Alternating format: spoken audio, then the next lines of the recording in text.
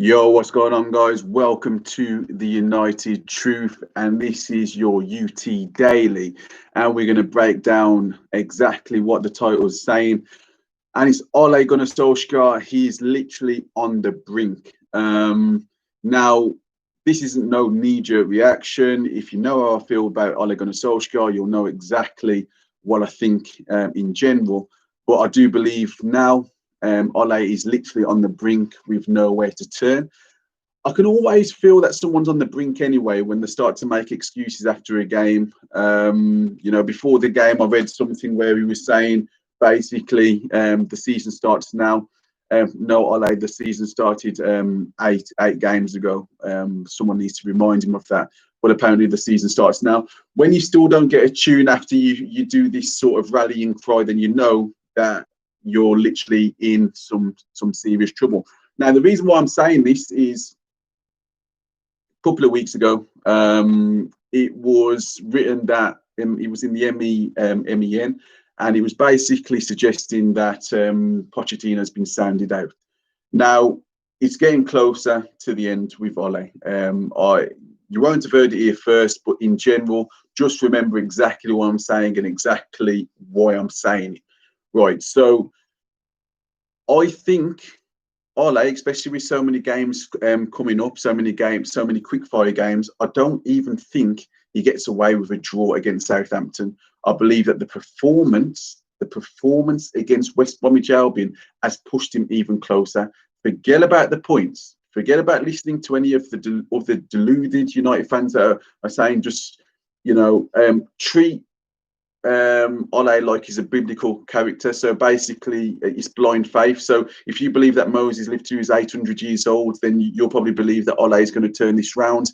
This is absolutely tomfoolery. Do you know what I mean? So for me, it's quite obvious that I think personally that Pochettino is literally waiting, and he's waiting for the next outburst of United fans not being able to take a loss or a draw. If we draw against Southampton, knowing how well Liverpool are doing, I don't think fans are able to take it. And there's a lot of flip-flops. So I think that particular week, if it's a draw, whether it's 2-2, 3-3, or that, I think he's gone. A loss, 100% gone. And a win, he'll just keep plodding on. I think it's by a win-by-win basis. I think that we're starting to work out, especially when you see Jose doing well at Spurs. You can see that there's a pattern. Whether they defended for their lives, they had a game plan against Man City and it worked. That is Jose Mourinho. That is classic Jose Mourinho. Get him to a club where they're desperate for trophies comes any way necessary. So if that means putting 6 men at the back, like he did at times against Man City and winning games, they're happy to follow. And that means silverware will follow for them. And I think that the Manchester United hierarchy are getting closer to pulling the trigger. I think also over the weekend, or I think it was on Friday, there was an article, and it was basically a leak from one of the senior players, and it was discussing with the paper that literally it was a paper with a journalist that basically they thought that Ole would have gone by now. Not only that it would have gone by now, they went into some detail. They went into detail about the training methods. They went into detail about showing favouritism. And the reason why I actually believe this is just remember, it doesn't actually have to directly come from the actual player. A lot of the times it can actually come from, the player's agent that's been passed this information on from the actual player. I have my ideas. I believe, this is just me thinking, I believe it would literally be Paul Pogba or someone, let's say Luke Shaw. I'm more inclined to think Luke Shaw because this sort of mold was coming out when Jose was around as well. And Luke Shaw's a Chelsea boy. I think people forget this. So he's a Chelsea fan. He's a Chelsea boy. So when he talks about United, even if it meant his place was up for grabs or whatever, he was saying at the start of the season, it's about winning trophies, and literally we need to sign some players. So he's ambitious, and a lot of the talk was literally with the mole, or whoever's passing this information on, was that the great relationship with Ole, but literally they thought that he would have gone by now. it's an interesting read. So if you want to have a little check and have a look at it, just have a look at it and you'll see exactly what I mean. And you'll know by what we see on the pitch that there's some truth in this. When we discuss about the favouritism, I'll tell you exactly where the favouritism comes from. So Marcus Rashford, right, his best form has been when he's come on as sub. Marcus Rashford's my boy. I like Marcus Rashford. You know what I mean? I think he's a when he's on form, he's a quality player, and he's got that little bit something special. I've done a video on him to say, you know, he could be one of the best players in the world potentially. But the form that he's showing, literally, the form that he's showing, yeah, makes his actual place in the starting lineup seem to me that it makes Jose Mourinho vindicated in every single way when literally it was Rashford and Martial just continuously swapping substitute duties and leaving everything up to Zlatan at the start and then moving on to Lukaku. And he's showing every single reason why. I think his football brain is literally like, if you had to do it in a scale of 1 to 10, his would literally be 3. I think it's the lowest in the actual team.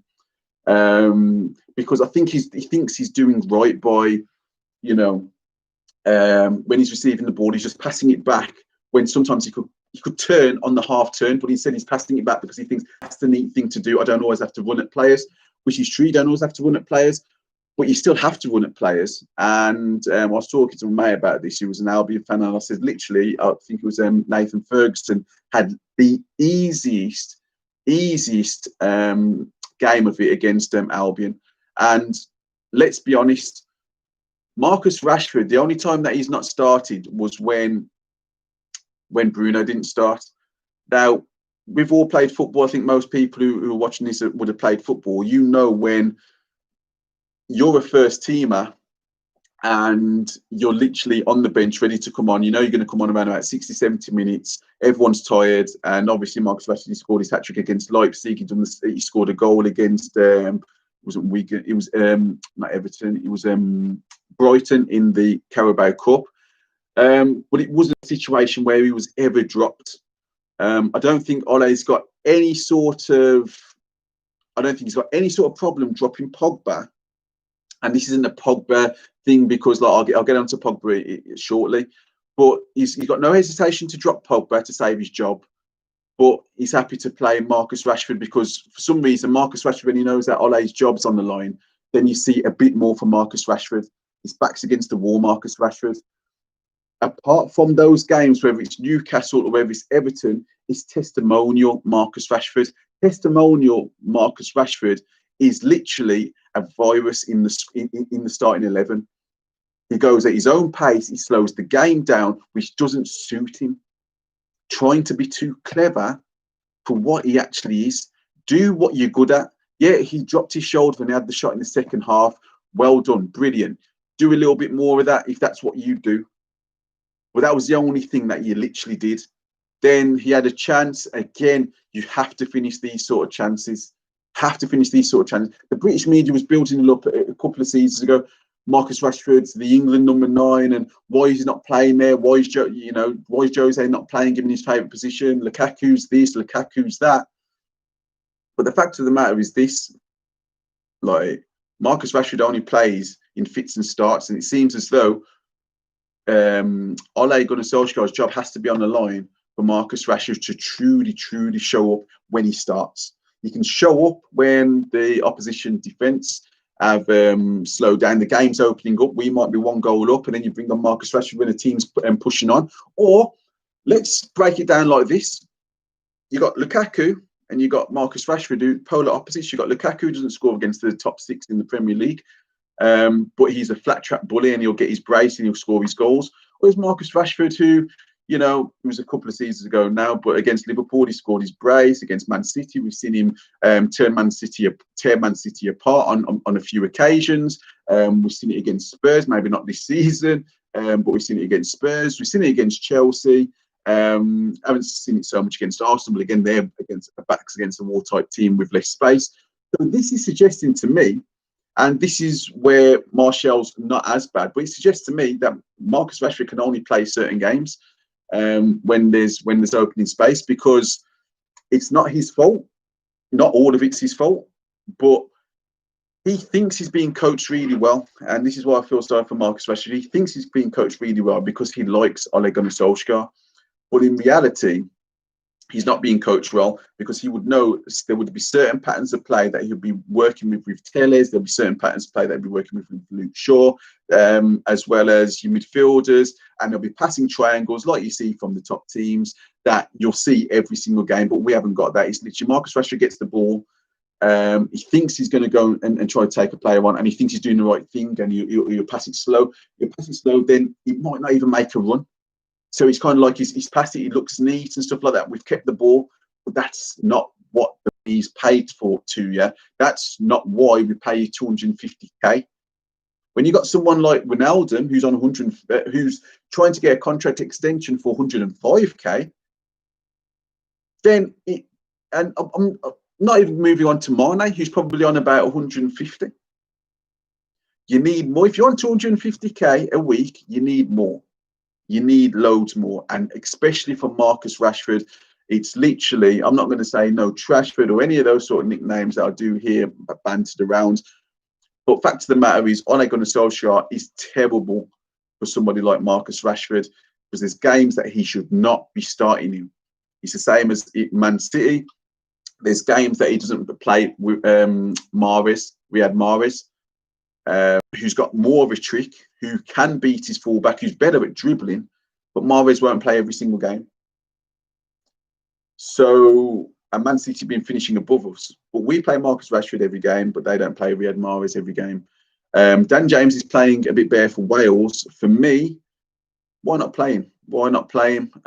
But again, it's easy for me to say that in hindsight now, but we're playing under Ole Gunnar Solskjaer. He's got no chance, really, to get the best out of him. Put him in Leeds, like Leeds were after him, and we'll see Daniel James, the Daniel James that we see for Wales. That is the massive difference, and that's where I think that the favouritism comes into it. I think with Maguire, when Maguire was off form, he just continuously played him. Lindelof is also a favourite, which we can tell. So whoever's come out with a statement, the senior United player, whoever's come out with a statement, just look at the facts, and they're actually probably talking a little bit of sense. You can see who the favourites are under Ole Gunnar Solskjaer.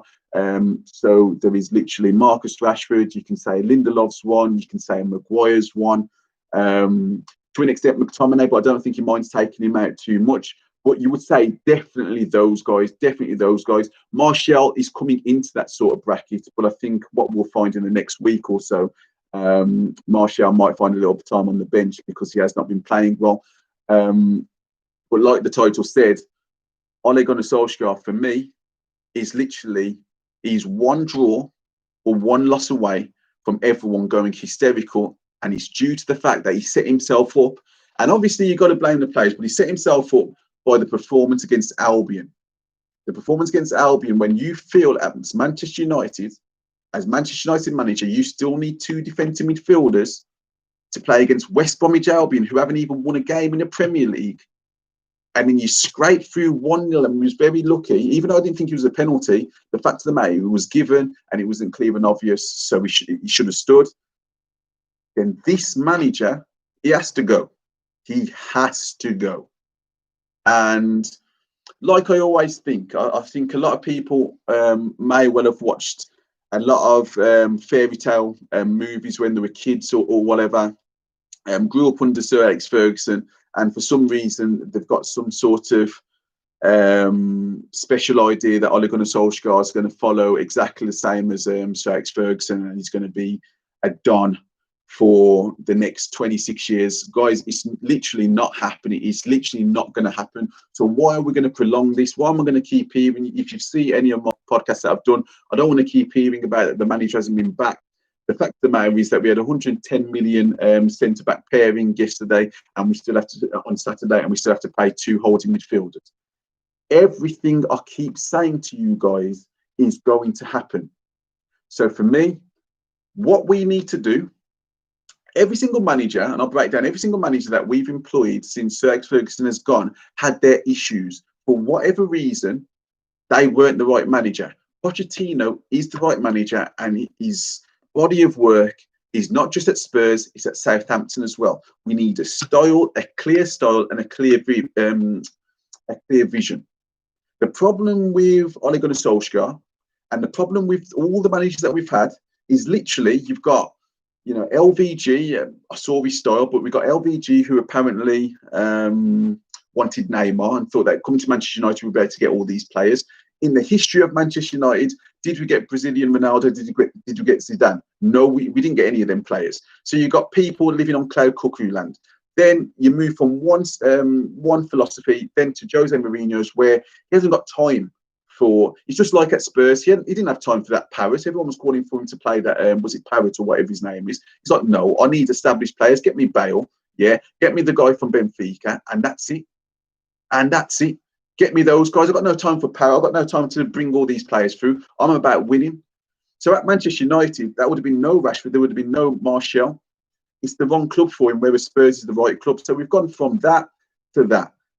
But they're always after the star players, the ones that are going to cost over 100 million. And Jose got his. He got his through Pogba. He got his Ibrahimovic. And we got Lukaku for 70-odd million. Then we move on to Ole, where it's literally £80 million for a centre-back. It's all star players. It's literally Jadon Sancho, 110 million. Then you've got Liverpool, who are buying Jota for 40 million. You've got Chelsea, who have brought Werner for 40 million, Perisic for 40 million. You get what I'm trying to say? So Jota, Perisic, and Werner for the same price as Jadon Sancho. And then the fans will all start clamoring behind it, saying, we need Sancho, we need this, we need that. At the start, I've been talking about that Grealish for ages. That was the player that we needed. And at the end of the day, it's not all Ole Gunnar Solskjaer's fault. As one of the comments saying, it's not just Ole Gunnar Solskjaer's fault. The fact of the matter is Woodward's employing these guys. But I think with a Pochettino, where he's not always about going for the star-studded player, he identifies and he improves players. I don't want to hear that Ole Gunnar Solskjaer has improved loads of players and he's brought in Mason Greenwood. If anyone with half a brain knew about Mason Greenwood before and knew that he's a special player, you could see. It's good that he's giving him a chance, but whilst giving him a chance hasn't meant that we've had silverware, but it's good that he's giving him a chance. But Marcus Rashford hasn't improved like everyone thinks. Martial's still hot and cold at the end of the day. Not many have improved under Ole Gunnar Solskjaer. So he's on the brink, and Pochettino is waiting in the wings. And I don't think Ole Gunnar Solskjaer, if it was tonight, if it was tomorrow in the Champions League, I think he definitely goes. But we will win. I do believe that we will win tomorrow. As cocky as that might sound, we're at home. I do believe that we're going to win. That team that we lost to last time that we played tomorrow, they're poor and we was terrible. But Southampton, trust me, because everyone's getting away, because we're watching Chelsea, because we're watching Spurs, we already know how good Liverpool are. Watching those guys move away, I don't think it's good enough to say, well, we're above Man City. Like, what have we come to? So I believe that if it's a draw, if it's a loss, Ole Gunnar Solskjaer has gone. And it's being backed up now by players coming out, obviously telling the agent to pass this feedback on, that literally they aren't happy with the training methods. And everyone keeps saying, well, we've heard all this before. You know, who else is going to... No. A lot of the players in LVG's time aren't here now. So it can't always be that the players are down tooling, so they're going to keep passing on to each manager. A lot of these players are Ole's players or the ones that he's backed. So if they're not enjoying his training, but they're still saying he's a nice guy and they want to carry on playing for him, they're not downing tools. They're basically crying out for help to say, listen, we're going into games positively, but the tactics, we're getting out tactics, not in the big games because we can sit back, but we're getting out tactics when we're playing against those low blocks because we don't know what to do. We don't know how to use our fullbacks to overlap properly. We don't know how to build chemistry between our left and right forwards. We don't know how to, play Cavani a little bit more. You got Alex Telles. This is just he's turning into a little bit of a rant, but we've got Alex Telles, who's known for his crossing. That's what he does. He's not a dribbler or anything like that, but he's known for his pinpoint crossing. Go check him out when he was playing for Porto. And then you got Cavani on the bench, knowing that heading-wise, yeah, I know that he had a header that was close on Saturday, but Martial's not that type of player. One Matter on the right-hand side, he's not that type of player. It just didn't make any sense. We've got no one in the box who's going to head out the Tellers crosses. I saw him put one in and he was like, there was one person in the box. This is all down to the manager. We can talk about the board as much as we want. We can act like that we haven't spent $1 billion over the last few years and literally it is the board's fault. That's fine. With all Ed Woodward's out, with all the Glazers out, but the fact of the matter is managers have failed. We've had different philosophies that hasn't worked for us, but managers, this is why Ole Gunnar Solskjaer, my last part, this is why he doesn't come out and say anything too negative, because he was saying a lot of backhanded things about previous managers to say, you're looking to blame everyone else, but I've enjoyed my relationship with Ed Woodward. He's given me everything that he's able to do. I've got no problems with this. And I think because of that loyalty, that's probably why Ed Woodward hasn't sacked him yet. But again, the pressure will come. It happened with Jose. People thought that Jose was going to get longer. LVG won the FA Cup. People thought that he might get longer. But when it happens, guys, just remember what I've said. He's literally on the brink, and it could literally be the next 7 days. But even if it's a draw against Southampton, I don't think anyone's having it. I think Ole Gunnar Solskjaer is definitely on the brink. And from what we've understood from the MEN and a very notable, credible journalist a couple of weeks ago, Pochettino is literally on standby. He would have been turning down jobs or turning down interviews or whatever whilst he's been off, and he'll be waiting in the wings. So I think it's actually ludicrous that anyone actually thinks Ole, number one, hasn't been backed, because in a pandemic where we were losing hundreds of millions, we didn't buy Jadon Sancho.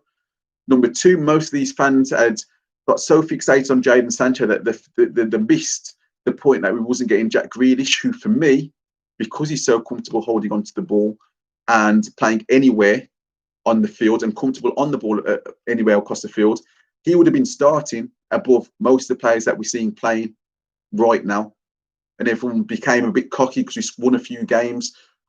Jack Grealish, it's a lot of money for someone who's going to be a sub.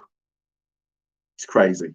He might have been a sub initially, give him a game when someone gets injured, you wouldn't have got him back out of the team. And the next part, the last part, Donny van der Beek. This is one of his biggest failings. You might say that we didn't need Donny van der Beek. I hear that and I'm just like, well, did anyone watch Liverpool yesterday when they got Keita playing? They got Minamino on the bench. Oh, we got too many players. Well, Keita and Minamino play the same position. Do they not? You have different options. You can put Firmino there. They've put what's his name, the new Jota there when they played four against. They played Firmino back there. So it's ludicrous when people are talking about, well, he hasn't been backed because he got given Van der Beek and we didn't really need Van der Beek. Right, okay, then, so we don't need quality in the squad. Everyone has lost their damn mind. Everyone's lost their damn mind. I know there's a lot of people who are Ollie out. I don't even like this Ollie in, Ollie out. The fact of the matter is, I'm all about Manchester United and what's good for Manchester United when you've got, and the players know this as well, when you've got rival fans and the rest of the league saying, I hope Ole Gunnar Solskjaer stays at the wheel, then you know that your manager is not good enough. He's not good enough. So yeah, it turned into a little bit of a rant, but the fact of the matter is, guys, frustration's starting to boil over with people kind of, and everyone's entitled to their own opinion, but when people are saying Ole hasn't been backed and this and that, and they'll give him till at least Christmas, like, why are people forecasting it'll be given till Christmas? It's kind of like this season is so up in the air. I know that Liverpool had a real solid win yesterday, but everything's fairly tight. Everything's pretty tight. So why do we have no ambition? We're in the Champions League, but we might not be in there soon. We might win tomorrow, but then we've got PSG and Leipzig who are desperate to win. And if they do win, if we lose both games, then we're out. Then we're probably out because they'll beat the team that we're playing tomorrow. So yeah, guys, I want to know what you guys think. At the end of the day, it's not all Ole. It's not his fault. Manchester United legend or whatever. It's not all his fault. But at the end of the day, he's been put into a position, so I've got to judge him as a manager. And as a manager, he's not good enough. as a board, they're not good enough. But the book starts with the manager. There's players there where you can get better out of the players, and he isn't. So, like I said, Ole Gunnar Solskjaer, guys, is on the brink. I want you guys to smash a like, leave your comments, and subscribe. And I'm moving on to the next one, guys. See you later.